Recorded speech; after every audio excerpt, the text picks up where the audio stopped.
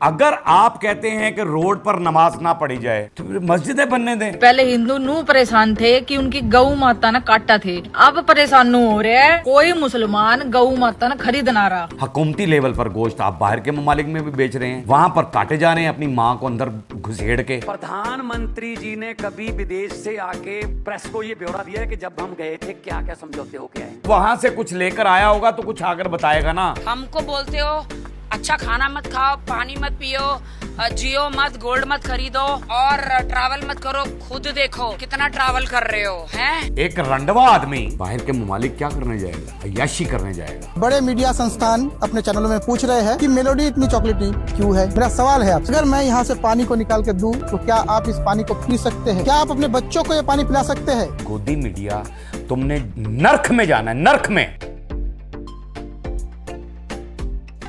अस्सलाम वालेकुम नाज़रीन, मैं हूं आपका अपना सरफराज विकी अल मशहूर सुसरा। नाज़रीन, जब भी ईद का त्यौहार आता है और जाहिर है हर शख्स को ईद का मतलब होता है खुशी, और खुशियों को बर्बाद करने के लिए जो है ना वो भारतीय जनता पार्टी जो है ना वो पेश दर पेश रहती है, यानी सामने होती है। हर बार ऐसा कोई ना कोई मामला होता है और कोई ना कोई ऐसी मुश्किल डालते हैं कि आसानी पैदा नहीं करते और ऐसी मुश्किल पैदा करते हैं कि जिसकी इंतहा कोई नहीं। ये योगी साहब हैं और योगी जो है ना एक बगैरत तरीन आदमी है, धमकी दे रहा है। क्या धमकी दे रहा है जी? पोस्ट दिखाइएगा। निहायत ही अफसोस की बात है कि जिस सीट पर वो बैठे हुए हैं, और इंडिया जो है, भारत जो है वो एक आज़ाद मुल्क है और आज़ाद मुल्क के अंदर हर किस्म का इंसान रह रहा होता है। और निहायत ही अफसोस वाली बात है कि उन्होंने कहा जी ईद की नमाज नहीं पढ़ेंगे और रोड ब्लॉक नहीं करेंगे ईद की नमाज पढ़ के, और कुर्बानी नहीं देंगे, फलां ऐसा कोई करेगा तो धमकी दे रहे हैं, मज़न सीधे लफ्ज़ों में धमकी दे रहे हैं। मुझे इनकी सोच पर यह हैरानगी आती है कि इनको इतनी सेंस नहीं है, यानी कि ये आइन कहता है, इनका आइन कहता है, मुल्क का आइन ये कहता है कि जो आज़ाद ममालिक होते हैं उनको आज़ादी के साथ अपने जो भी रस्म रिवाज हैं उसके मुताबिक आज़ादी से ज़िंदगी गुजारने का हक होता है, आइन कहता है। जब इनका आइन कहता है तो फिर ये ऐसी बकवास क्यों करते हैं? कि अगर आप कहते हैं कि रोड पर नमाज ना पढ़ी जाए, रोड ब्लॉक ना हो तो फिर मस्जिदें बनाने देनी चाहिए थे ना आपको। तो फिर मस्जिदें बनने दें। मस्जिदें वो आप बनने नहीं देते हैं।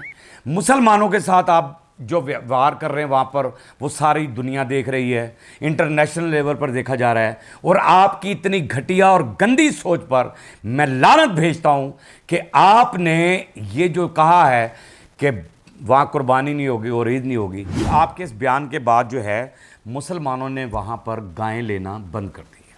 उन्होंने कहा यार हम इंतशार नहीं चाहते, हम तो अमन पसंद लोग हैं। अगर ये कह रहे हैं कि ये गाय की कुर्बानी ना हो, बछड़े की कुर्बानी ना हो तो हम नहीं ख़रीदते। लेकिन आपके हिंदू जो है ना वहाँ पर एहतजाज कर रहे हैं जिन्होंने ये जानवर पाले। क्या कह रही हैं जी खातून, जरा दिखाइएगा। लूट है मुसलमान भाइयों को दिल से। पहले हिंदू नू परेशान थे कि उनकी गऊ माता ना काटा थे, अब परेशान नू हो रहे हैं कोई मुसलमान गऊ माता ना खरीद ना रहा। पश्चिम बंगाल और हैदराबाद में प्रोटेक्ट कर रहे हैं हिंदू। मुसलमान ने साफ साफ बोला है भाई हम आपकी गाय को नहीं खरीदेंगे क्योंकि ये है आपकी गऊ माता। और ये वीडियो जो है कहीं योगी तक चली जाए, योगी अगर ये बात को सुन ले, योगी जैसा घटिया आदमी इस बात को सुने कि वो मुसलमानों को सलाम पेश कर रही है और वो ये कह रही है कि उन्होंने गांव लेने से इनकार कर दिया। उन्होंने कहा कि नहीं, हम गांव खरीदेंगे ही नहीं अब, क्योंकि ये आपकी गौ माता है। हम क्यों आपकी गौ माता पे छुरी फेरें?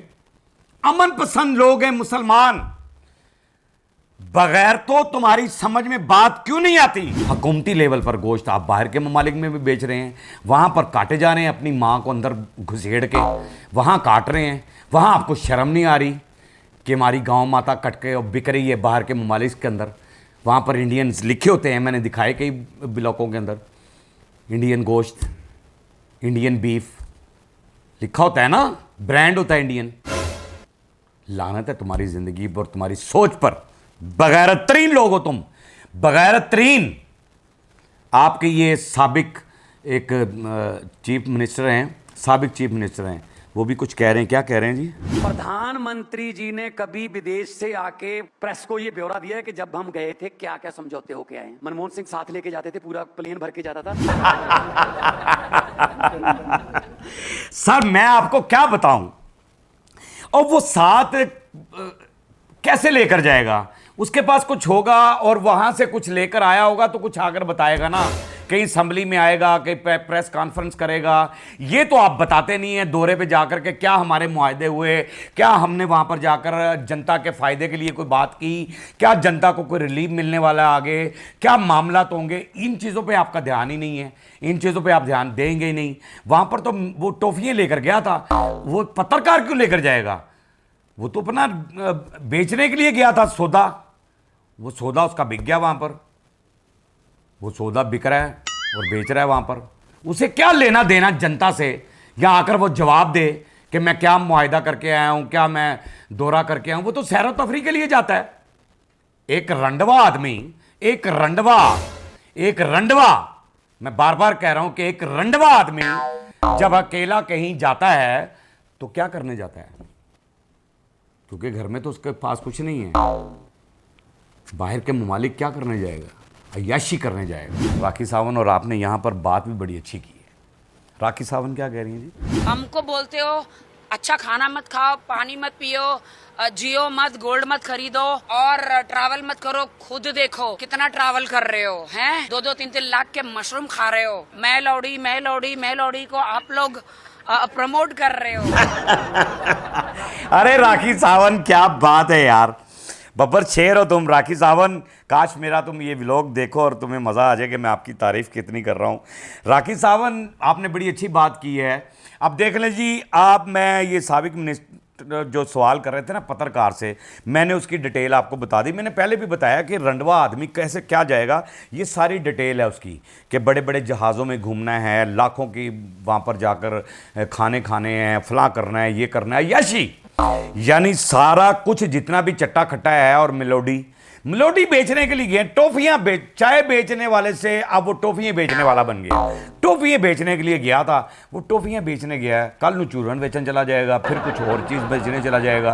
वो उसको मुल्क से कोई चीज़ नहीं है कि कोई मुल्क के लिए मैं ये लेकर आया हूँ और ये फ़ायदा आगे होने वाला है, या ये आपकी तरक्की होगी, या इससे जो विकास होगा या कुछ होगा, कोई चक्कर ही नहीं है।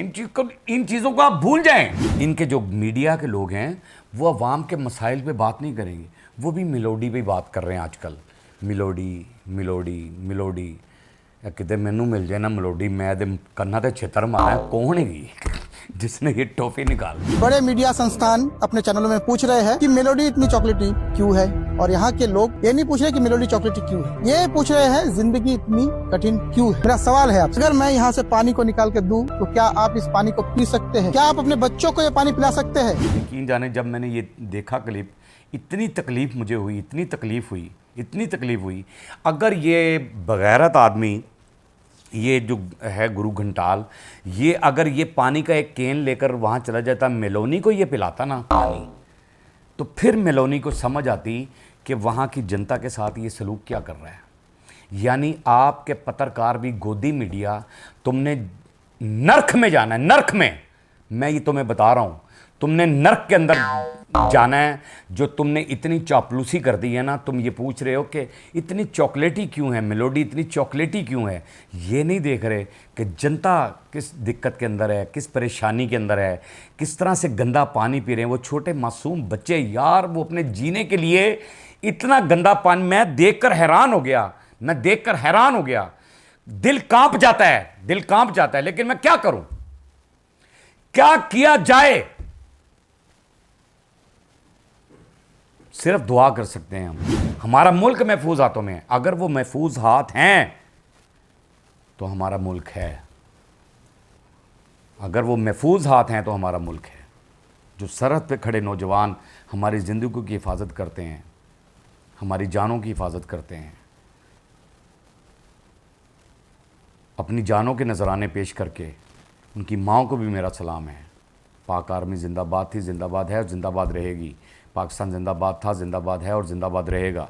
बाकी हंसते रहें, मुस्कुराते रहें। यहाँ पर तो हंसी वाली बात मैं क्या कहूँ, ये जो क्लिप मैंने लास्ट में दिखाया है तो, लेकिन मैं कहता होता हूँ फिर भी ज़िंदगी हंसी से ही, हंसते मुस्कुराते ही गुजारनी चाहिए। तकलीफ़ें तो बहुत आती हैं, हंसते रहें, मुस्कुराते रहें, हंसी वाली ज़िंदगी गुजारें। कभी किसी की दिल आज़ारी मत कीजिएगा। इज़्ज़त दें, इज़्ज़त लें, मोहब्बत बांटें और मोहब्बत हासिल करें और परवरदिगार पर यकीन रखें, क्योंकि सब ताकतें मेरे रब के अंदर हैं और वही सब कुछ कर सकता है। बेशक बेशक वही सब कुछ कर सकता है। हमने आपके लिए व्हाट्सअप भी बनाया, टिकटॉक भी बनाया, फेसबुक भी बनाई है, उसे भी फॉलो कीजिएगा। मस्के चैनल को सब्सक्राइब करते रहें, लाइक करते रहें, कमेंट्स करते रहें और घंटी दबाना मत भूलिएगा, क्योंकि ससुरा आपके साथ है और जब तक ज़िंदा है तब तक आपके साथ है।